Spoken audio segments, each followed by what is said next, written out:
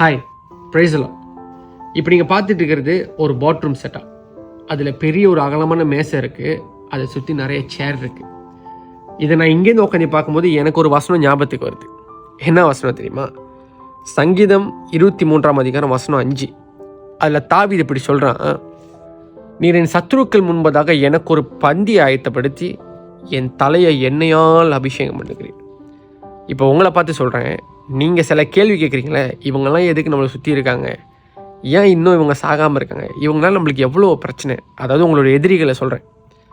இப்படி கேள்வி கேட்டுட்ருக்கீங்களே, உங்களுக்கான பதில் என்னென்னா, ஆண்டவர் உங்களை உயர்த்தணும்னு நினைக்கிறாரு, உங்களை கனம் பண்ணணும்னு நினைக்கிறாரு. ஆனால் அதெல்லாம் உங்களை தனியாக வச்சு செய்யணும்னு நினைக்கல. அவர் ஆண்டவருக்கு ஒரு குணம் இருக்குங்க, உங்களை தனியாக கொண்டு போய் உயர்த்த மாட்டார்.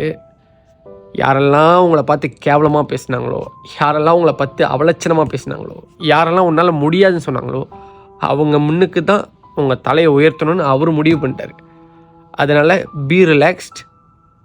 உங்களோட சத்துருக்களுக்கு முன்பதாக உங்கள் தலையை அவர் அபிஷேகம் பண்ணுகிற நாட்களுக்குள் நீங்கள் வந்திருக்கிறீங்க. God bless you.